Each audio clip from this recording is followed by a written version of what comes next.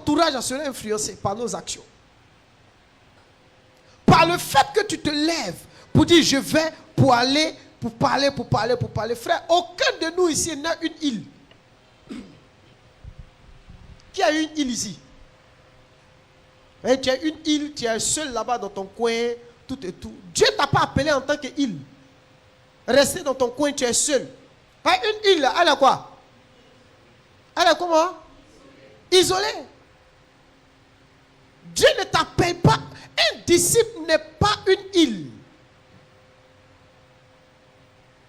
Il ne faut pas t'isoler. Dès le moment où tu as décidé de marcher avec Christ, comprends que tu es un disciple du Christ. Dès le moment où tu as cru, tu t'es fait baptiser et que tu as reçu les enseignements, mets dans ta tête que tu es un disciple. Tu n'es pas une île.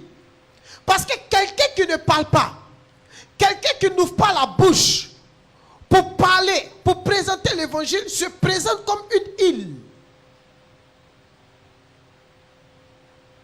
Regarde à côté de toi. Regarde bien dans les yeux de ton compatriote. On lui demande, est-ce que tu es une île?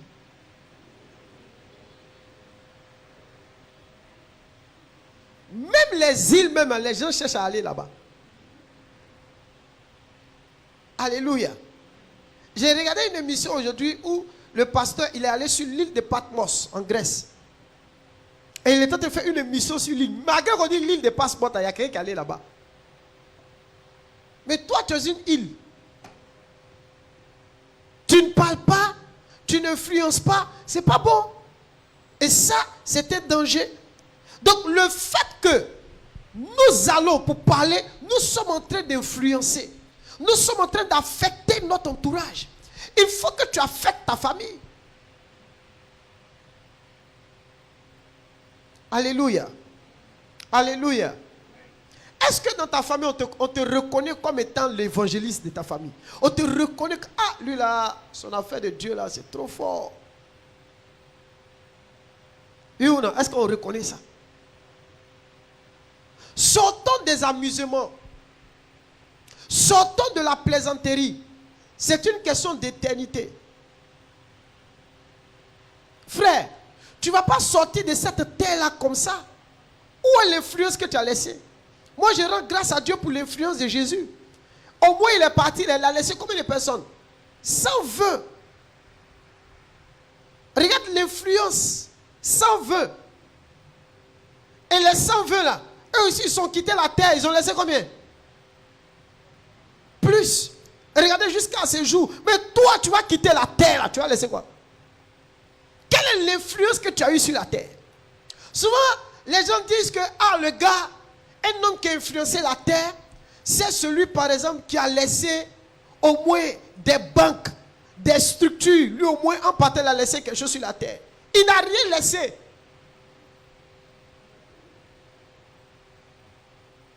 Ça, c'est le jugement des hommes. Mais on dira de toi que tu as influencé la terre. Au moins, en quittant cette terre, tu as laissé au moins 2 disciples. Tu as laissé au moins 2 disciples. Combien de disciples laisseras-tu après toi? Regarde même tes enfants. Il n'y a aucun parmi tes enfants qui sont des disciples de Christ.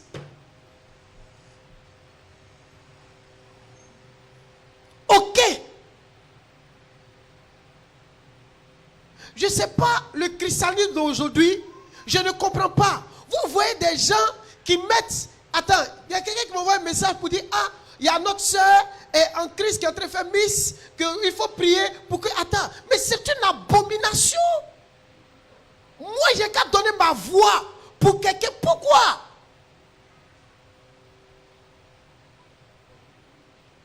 Pourquoi vous, les églises évangéliques, là, vous êtes sales comme ça?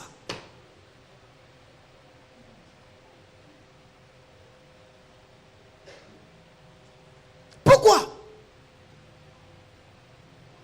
C'est mon problème?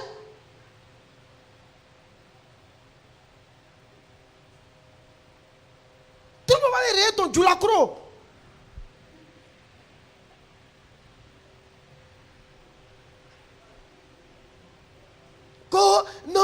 Mais attends, mais ce Dieu, est-ce que vous savez à qui vous avez affaire?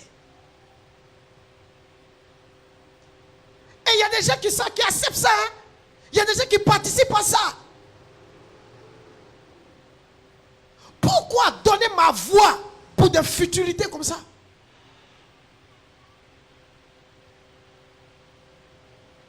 Hey, si tu as encouragé ton enfant dedans là, moi m'en fous. Hein?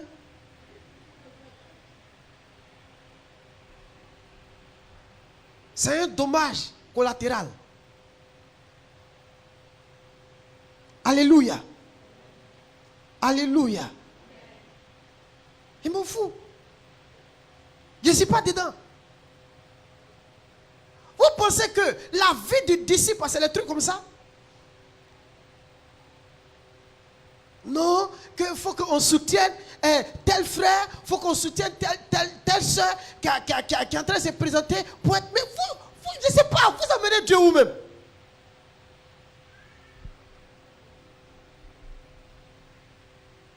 Vous êtes assis, vous ne parlez pas, mais vous-même, vous êtes dedans, vous soutenez ça.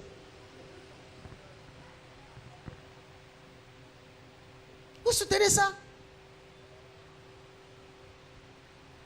Quand on s'oppose, on nous traite d'extrémistes. Et ceux qui nous traitent d'extrémistes, ce ne sont pas même les non-croyants, ce ne sont pas les païens qui le font. Ceux qui nous traitent d'extrémistes, ce sont nos frères, pasteurs qui nous traitent d'extrémistes.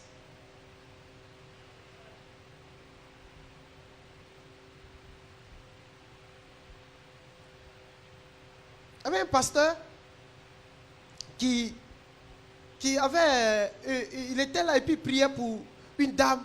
Non, il y avait un monsieur qui avait sa boîte de nuit. Il dit, prié, Dieu va bénir ta boîte de nuit.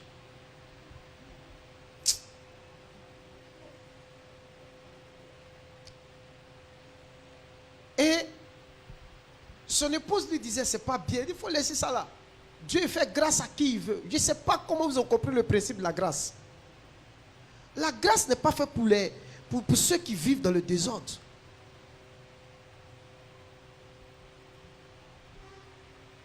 Alléluia. Donc, le monsieur, un jour, il est tombé malade, il a piqué un coup, paf, il est mort. Ils l'ont pris dans, comment on appelle ça même, dans un taxi, puis l'ont envoyé à l'hôpital de Port-Boué. Et pendant qu'il était dedans, Dieu est venu l'enlever. Il lui a dit, bonne arrivée, voilà où ta place se trouve. L'enfer direct, voilà le chemin où tu te trouves. Il a demandé à Dieu, mais il a fait quoi? Et puis Dieu maintenant lui relate ses œuvres. Là, il pleure. Écoutez bien. Le taxi qui était à Koumassi, ils ont roulé jusqu'à... C'est quand ils sont arrivés à CIE que par un miracle, le gars est revenu à la vie. Courant de CIE l'a secoué, il est revenu à la vie.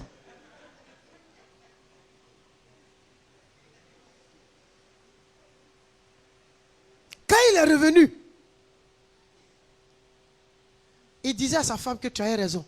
Tu avais raison, tu avais raison, tu avais raison, tu avais raison, tu avais raison, tu avais raison. Qu'est-ce qu'on veut laisser sur la terre? Non, je me pose la question, qu'est-ce que nous on doit laisser sur la terre? Un disciple, qu'est-ce qu'il doit laisser sur la terre? C'est quoi? C'est des disciples. Tout ce qu'il peut laisser sur la terre, ce sont des disciples. Frère, on va mourir. On n'a même pas influencé quelqu'un. Durant toute ta vie sur la terre, durant tout ton séjour sur la terre, tu n'as pas influencé quelqu'un. Tu as voulu influencer la terre. Quand il dit influencer la terre, là, à ta manière.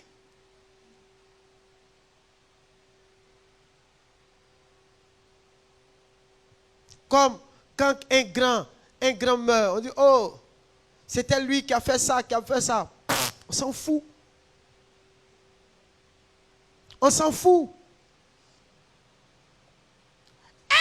qu'il était disciple du Christ? On dit non. Parce que vous là, les gens placent leur temps à vous mentir seulement. Est-ce qu'il était disciple de Christ? On dit non. Ok, il n'y a pas de ça. Fait un. S'il n'était pas disciple de Christ, il était disciple de qui? Du diable. Vous n'avez pas dit ça. C'est un disciple du diable là. Diable. Quelle est l'influence que tu laisseras sur la terre lorsque Dieu te prendra? Amen, amen. Quelle est l'influence que tu laisseras sur la terre derrière toi?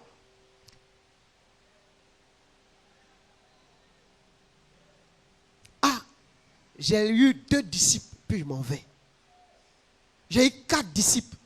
Et les disciples, eux aussi, là, ils vont continuer de faire des disciples. Regarde l'impact que tu as eu sur le monde. Et depuis que tu es venu, tu as donné ta vie à Jésus, montre-moi un disciple que tu as eu dans ta vie. Si tu n'as pas encore eu de disciple, ça montre que tu n'as aucune influence en tant que disciple. Tu as eu une influence sur qui? L'évangile que tu transportes là, influence qui? Ça impacte qui? Ça a impacté la vie de qui? Zéro. Zéro à la base. Frère, à partir du moment où tu es un enfant de Dieu, tu es un disciple, tu as une influence. Dis amen. Dès qu'on est disciple, on a de l'influence. Pourquoi? Parce que Christ vit en nous. On a de l'influence parce que Christ vit en nous. Mais comment est-ce qu'on utilise notre influence aujourd'hui? En tant que disciple. Frère, nous avons été créés à l'image de Dieu. Et le Dieu Tout-Puissant vit en nous. L'image, l'empreinte de Dieu est dans notre vie. Parce que son empreinte est établie dans notre vie là. Nous devons avoir de l'impact, de l'influence. Pourquoi on n'a pas? Aujourd'hui même là, c'est les païens qui viennent au secours des chrétiens. Tellement l'église, les chrétiens, on est devenus malheureux. Malheureux. Les païens nous regardent, ils font pitié. Hein. C'est pas ça? Ils font pitié. Je ne parle même pas en termes même d'argent. Hein. Ils nous regardent, ils se les font pitié. Frère. Frère. Parce que simplement,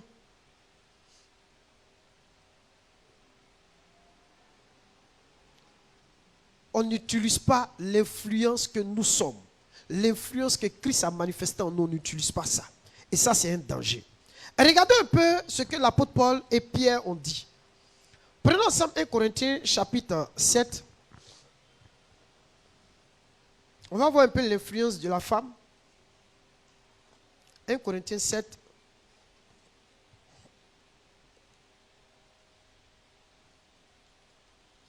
À partir du verset 12. 12 jusqu'au verset 14. 1 Corinthiens 7, à partir du verset 12 à 14. Aux autres, ce n'est pas le Seigneur, c'est moi qui dis. Si un frère a une femme non croyante et qu'elle consente à habiter avec lui, qu'il ne la répudie point.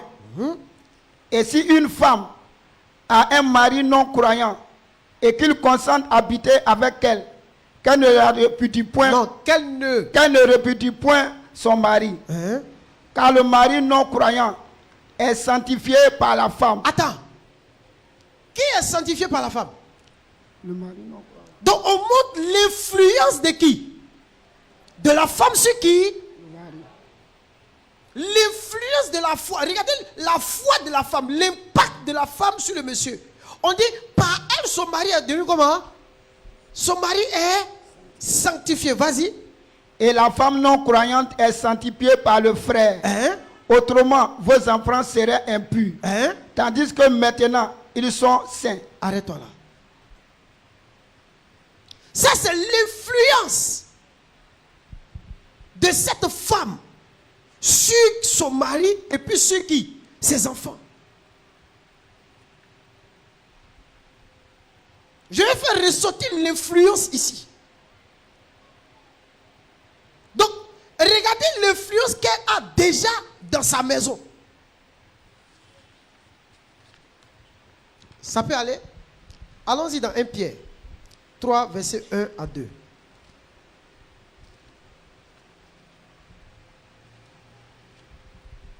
Je ne suis pas en train de te dire d'aller dehors pour aller chercher un garçon païen, puis tu vas venir dire non, il y a le sanctifié. Il n'est pas question de ça. Hein. Non, parce que vous, souvent vous comprenez mal. Ah, dans le non-croyant, non. Ici, on parle du cas où monsieur et madame sont mariés et une a reçu l'évangile, a été sauvée et ils vivent maintenant ensemble. Est-ce que vous avez compris? On dit s'il consent à rester, qu'elle ne le répudie point. Est-ce que c'est clair? Voilà. Et Nathan a dit, ah, donc ça veut dire qu'il peut aller chercher pour moi. Oh, ça ne se fait pas ici. Voilà. Après, il faut aller me critiquer. C'est ton problème. Finis de parler. Vas-y. 1 Pierre 3, verset 1 à 3. À 2. À 2. Hein? Femmes, soyez demain soumises à vos maris, afin que, si quelques-uns n'obéissent point à la parole, ils soient gagnés par sa parole, par la conduite de leurs femmes, en voyant votre manière de vivre chaste et réservée. Donc là, regardez l'influence de la femme soumise. Afin que, c'est pas ça? Si quelques-uns n'obéissent point à la parole, ils soient gagnés sans parole par la conduite de leur femme. Ça, on parle de l'influence de la femme sur les autres. Frère, nous aussi, nous pouvons avoir de l'influence. Amen, amen. Nous pouvons avoir de l'influence grâce à l'évangile. Amen, amen.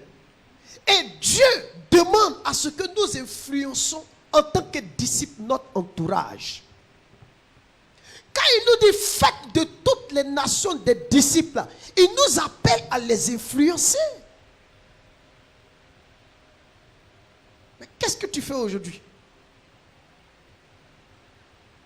Toi, tu as quelle action sur quelqu'un? Parce que l'influence, c'est l'action qu'on exerce sur quelqu'un. Toi, tu exerces quelle action sur quelqu'un? Sur qui? Pardon. Amen, amen. Tu exerces ça sur qui? Dieu a besoin de toi. Regardez, une église qui n'influence pas par l'évangile sera comment? Influencée. Dans tous les cas, écoute, si tu n'influences pas le monde va t'influencer.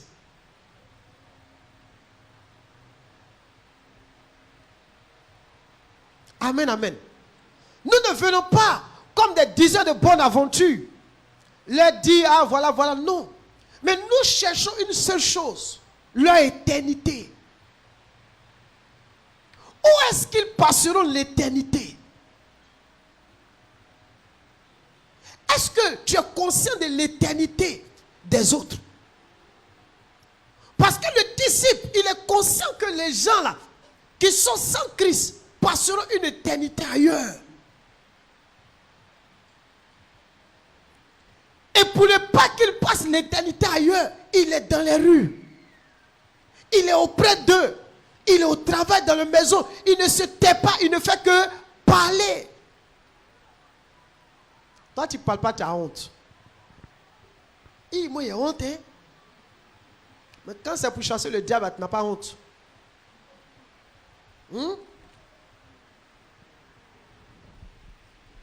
Moi, il y a honte. Mais enlève la honte un peu. Frère, toi tu as influencé qui dans ta vie là? Depuis que tu es né là, tu as influencé qui? C'est les païens qui nous influencent.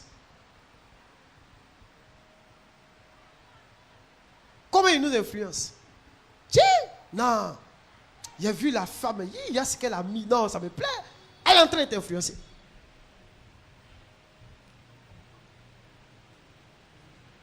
Et les femmes, même, elles ont des catalogues à la maison.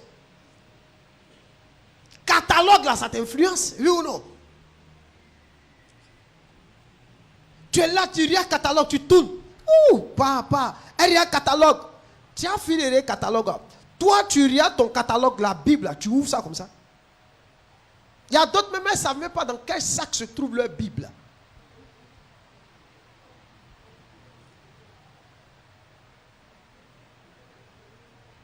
Ah, je ne sais pas où j'ai mis ma Bible. Hein. Elle est dans la maison, elle dit sa Bible est perdue. Donc elle va chercher sac dans sac, des sacs en sac. Non, c'est honteux. Dis à ton voisin, c'est honteux. C'est honteux. Alléluia. Est-ce de cette façon que nous exerçons notre influence? De quelle manière, de quelle façon toi tu exerces ton influence?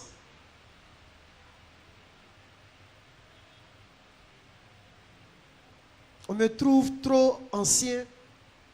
On me trouve trop, comment on appelle ça, dur.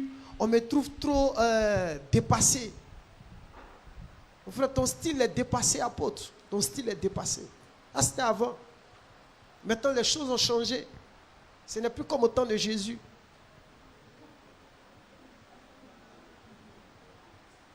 Mais ils ont oublié une chose, que la parole de Dieu ne change jamais.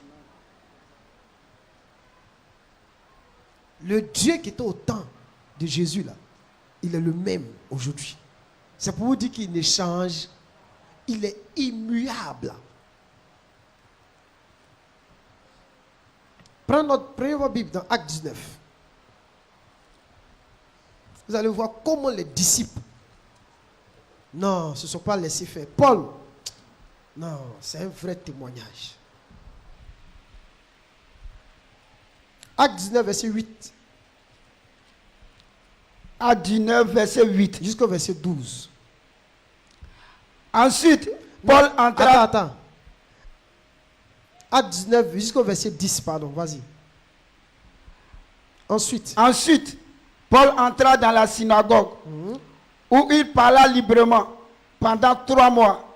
Il discourait sur les choses qui concernent. pendant combien de temps? 3 mois. Il a fait combien de mois? 3 mois. Dans la synagogue. Pendant 3 mois, il est dans la synagogue. Il est en train de faire quoi? Parler. Il est en train de présenter son discours, discuter. Vas-y. Il discourait sur les choses qui concernent le royaume de Dieu. Il parlait des choses. Est-ce qu'il parlait de la destinée prophétique de quelqu'un? Il parlait sur des choses qui concernent le royaume de Dieu. Vas-y. S'efforçant de persuader ceux qui l'écoutaient. L'apôtre Paul s'efforçait de persuader ceux qui l'écoutaient. Continue. Mais quelques-uns restaient endurcis et incrédules, décriant devant la multitude la voix du Seigneur. On dit quelques-uns restaient endurcis et incrédules, décriant devant la multitude la voix du Seigneur. Vas-y. Il se retira d'eux, sépara les disciples et enseigna chaque jour dans l'école d'un nommé Tyrannus. Attends. On dit qu'est-ce qu'il a fait? Il y a d'autres qui ont cru et il y a d'autres qui ne croyaient. Donc qu'est-ce qu'il a fait? Il a séparé les disciples. Dieu aime la séparation. Au commencement, Dieu créa les cieux et la terre était forme vide. Dieu dit que la lumière soit et la lumière. Dieu vit que la lumière était bonne et Dieu sépara la lumière d'avec les. Pourquoi l'apôtre Paul a séparé les disciples d'avec les autres qui décriaient la voix du Seigneur. Pourquoi? Parce qu'il ne voulait pas qu'ils aient une influence sur eux. Donc il sépara les disciples. Et il prend les disciples pour les envoyer dans une quoi? École. C'est pas ça? On dit quoi? Il prit les disciples, il sépara les disciples et enseigna. Donc les disciples là, il les a séparés et il a commencé à les enseigner. Pourquoi il les sépare? Parce qu'il ne voulait pas qu'ils aient une influence sur eux. Et il les enseigne dans une école dénommée Tyrannus. Mais regardez, il va enseigner les disciples là. Il les sépare et les enseigne. Il les sépare et les enseigne. Regarde au verset 10. Cela dura 2 ans. Ça a duré combien de temps? 2 ans. Les disciples qu'il a gagnés là, il les enseignait pendant combien de temps? 2 ans. Vas-y. De sorte que tous ceux qui habitaient l'Asie, juifs et grecs, entendirent la parole du Seigneur. Regardez, je veux un groupe de disciples ce soir ici. Je veux des gens qui vont s'approcher ici. Venez. Venez. On se vient. Viens. Au moins une dizaine. Hein? 1, 2, 3, 4. Vous déjà devant, venez. 4, 5, 6, 7. Une dizaine, hein, voilà. Ça va, non? On est déjà 10. Voici les disciples. Regardez bien ces disciples-là. L'apôtre Paul a passé 2 ans en train de former les disciples. Mais ils étaient où? Ils étaient dans un lieu géographique. Mais on dit à partir de l'école là, qu'est-ce qui s'est passé? Regardez ce qui s'est passé. On dit de sorte que tous ceux qui habitaient l'Asie, donc de l'école de Tyrannus, les disciples sont quittés de cette école pour aller jusqu'en Asie. C'est pas ça? Juifs et Grecs entendirent la parole du Seigneur. Donc quand on entend un peu Tyrannus, ça nous fait allusion en Grèce. Donc la position c'était où? En Grèce. Donc tous ceux qui étaient en Grèce là, les disciples qui les a eus là, pendant 2 ans, ils se sont propagés. Chacun est parti au point où en Asie, les gens ont commencé à recevoir l'évangile. Regardez l'influence que les disciples ont eue sur l'Asie, sur la Grèce, sur les Juifs, sur les Grecs. Regardez l'influence. Mais l'influence est partie d'où?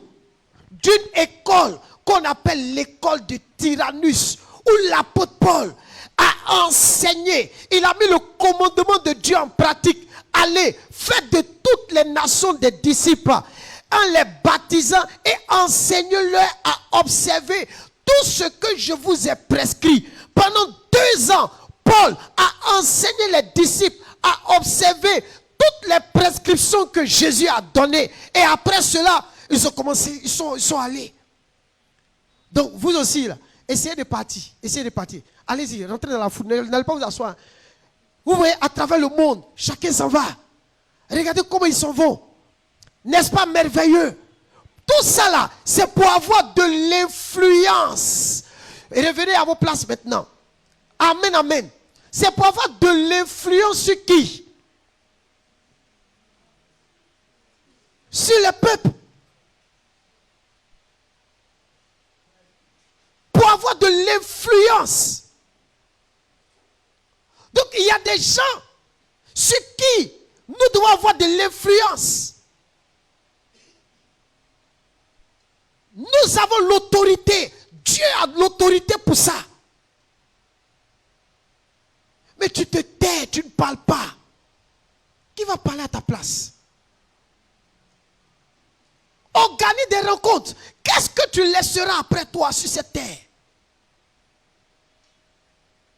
Quel est l'héritage que tu vas laisser sur la terre? nous allons laisser sur la terre, ce ne sont pas des biens matériels parce que ça va partir.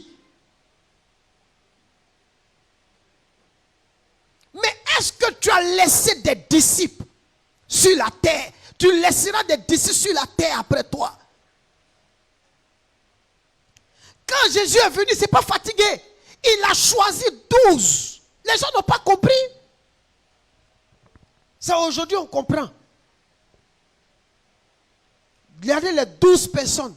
Ce qu'ils ont fait, leur influence, après 2000 ans, leur influence, 12 personnes.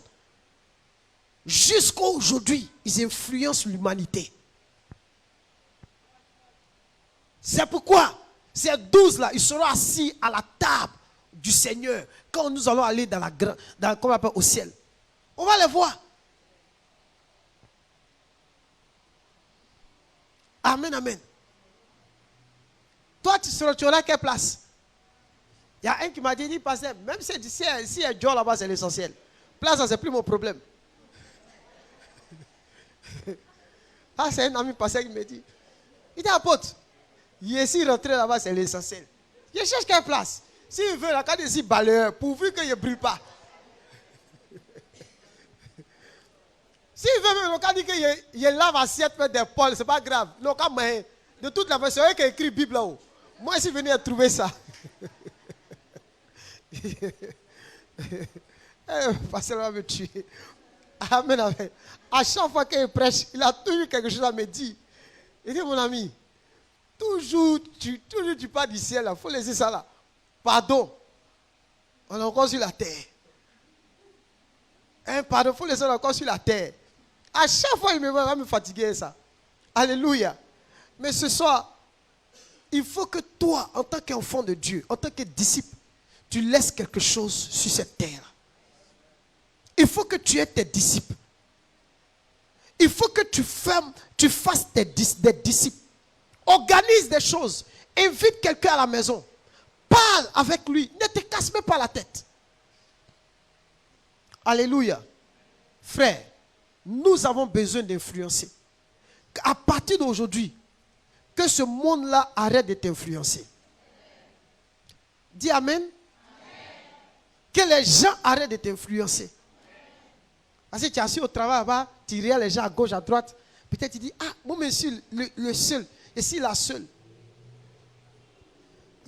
Quand on était au collège, il y avait une soeur en classe là. Non. Elle me plaisait. Quand on dit midi, je me suis approché, je lui ai dit, mais pourquoi à midi tu ne sors pas pour aller manger? Nous tous sortons pour aller manger. Elle dit, je n'ai pas là-haut. Mais elle était chrétienne. Tiens, jusqu'à aujourd'hui. Mais il dit, elle se met sur le banc. Et puis elle est en train de prier. Et nous tous, on a assis un peu la regarde quoi.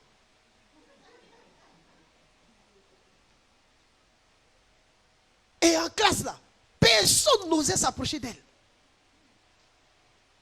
C'est moi seul qui m'approchais d'elle pour lui demander, sœur, il y a quoi, sœur? C'est que tu ne peux pas l'influencer. Aujourd'hui, les disciples, on les influence facilement. Une sœur qui est une disciple du Christ, qui n'est pas mariée, quand un païen arrive, elle risque d'oublier sa foi. Elle est en train d'influencer. Elle risque d'oublier sa foi. Le frère là, il vient même là. Au lieu de chercher à utiliser la parole là, pour lui présenter l'évangile, elle va utiliser d'autres astuces. Non, je ne suis pas marié. Oui, ça va aller. C'est que sur tout ce que Dieu fait bon. Non, ce n'est pas ton rôle. Ce n'est pas ton travail de savoir s'il est marié ou pas. Sa vie là, tu ne fais rien avec. Ça n'engage que lui. Il veut t'influencer par ça. On ne peut pas influencer quelqu'un qui transporte l'évangile avec lui. Jamais. Frère, comprends la parole de Dieu pour toi ce soir. Le disciple va faire de toute nation, aller influencer, aller avoir une action sur quelqu'un par l'évangile du Christ. au service, il faut qu'on te remarque, on dit ça là, c'est notre Jésus qui est là-haut. Il faut qu'on dise lui là, c'est notre pasteur au travail qui est là-haut. Mais toi-même, on ne sait même pas de quel bord tu te trouves, on ne sait même pas où tu te trouves. Oui, il ne faut pas avoir peur, il ne faut pas avoir honte. Pendant que tu es habitué, il ne faut pas avoir peur. Il y a des lieux où quand tu regardes, tu peux avoir peur, et puis tu sais comment tu vas gérer ça. Mais pendant que tu es libre, tu as peur de quoi? Tu as peur de quoi? Il faut que tout le monde dise au travail que tu es le pasteur. Oh, mais c'est pas ça? Hein? C'est ça. Tout le monde, il faut que quand on te regarde, on dit, ah bon, ok, c'est compris. Allons voir le pasteur. On vient voir le pasteur. Tu n'es pas pasteur, hein, mais on vient voir le pasteur. Mais tout le monde reconnaît en toi que lui là, quand il y a quelque chose, on vient le voir. Par ta conduite. Parce que c'est ça aussi le disciple. Mais tu n'es pas dans un groupe où tu es le pasteur, quand il y a détournement, tu es dedans. Il y a vol, tu es dedans. Un disciple qui vole l'argent d'entreprise.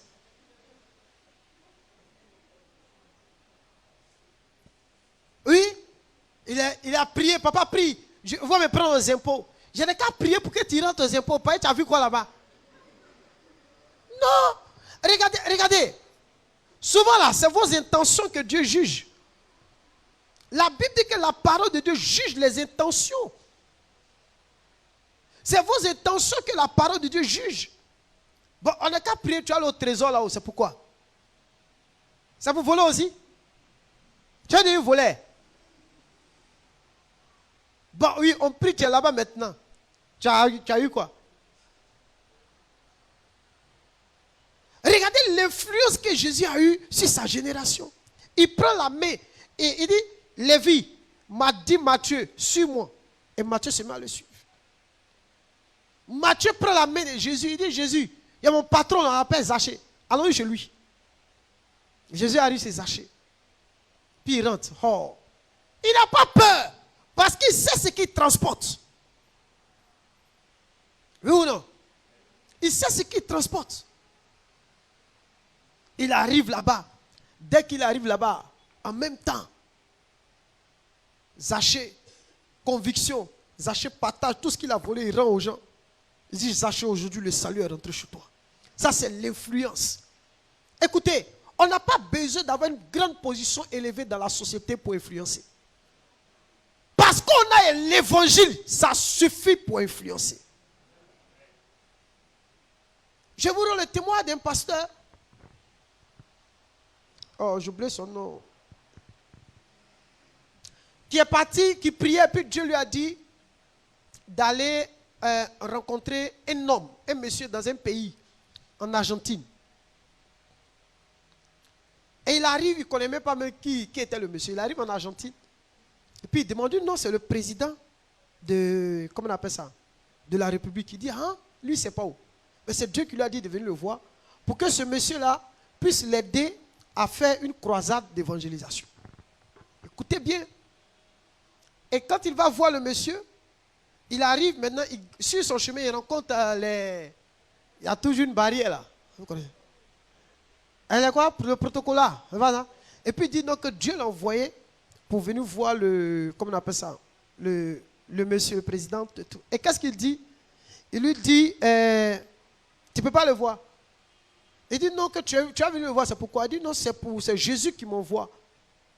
Que Jésus est puissant pour faire ceci, pour faire cela, guérir tout et tout. Oh, voilà un peu. Il dit bon, si tu veux le voir là, moi, ma femme actuellement est malade. Donc Jésus n'a qu'à la guérir. Donc si Jésus l'a guéri, le lendemain, tu viens, moi, et organiser. Il dit, il n'y a pas de souci, on y va. Il prie pour la femme guérit. Quand la femme est guérie, il dit, bon, il organise le rendez-vous, puis il va voir le président. Il dit, non, que Dieu m'envoie ici, parce que tu dois m'aider à faire. Oh. Il entend et rit, il se moque du gars, quoi, pour dire au gars que ce que tu racontes, bah, et le gars aussi, son épouse était comme un malade, elle avait une maladie. Donc, il a prié pour elle, et puis elle était aussi guérie. C'est ça, non? Comme elle était guérie, le gars lui donne maintenant le stade. Il vient maintenant avec même son gouvernement, c'est mis tout le monde au stade. Le gars commence à prêcher l'évangile. Tellement il a prêché l'évangile, les cœurs ont été touchés, les vies ont été transformées. Quand il a fini tout ça, le gars lui a dit non, il n'a qu'à rester encore. Qu'il va lui donner le plus grand stade du pays encore. Il va organiser des croix. Tellement il y avait des... Dieu est en train de faire des guérisons. Des guérisons et des guérisons. Quand il a fini, Dieu lui a dit va. Comment on appelle ça? C'était au temps de Staline. Qui a connu Staline? Au temps de Staline, en Russie. Il est parti là-bas. Et il dit, dans les pays-là, ils ne reçoivent pas pasteur. Mais est-ce que le gars a les moyens? Regardez avec l'évangile. Regardez ce que l'évangile peut faire. Là où l'évangile peut emmener des disciples. Regardez l'influence qu'il a eue dans son époque. La femme de Staline était malade, elle avait une leucémie. Il a prié, elle était guérie.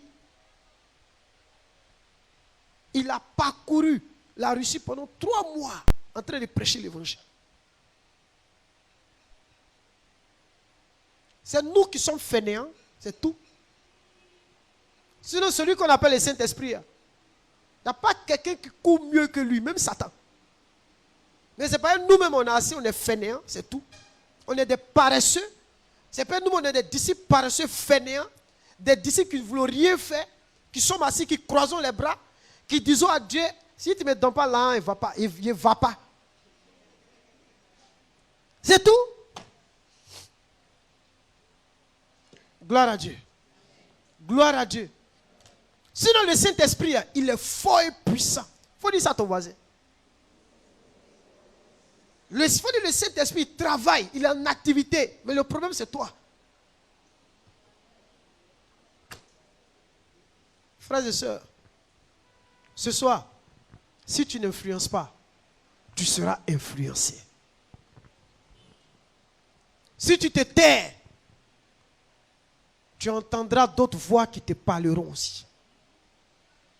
Si tu ne parles pas, quelqu'un d'autre te parlera.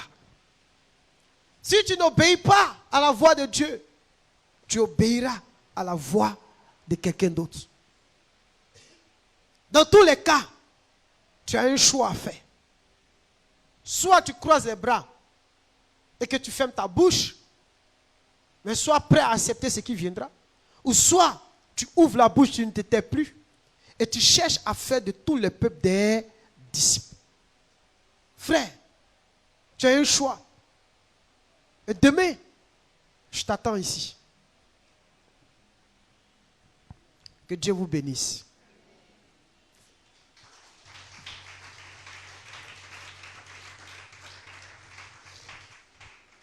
Baisse la tête et prie le Seigneur par rapport à tout ce que tu as entendu.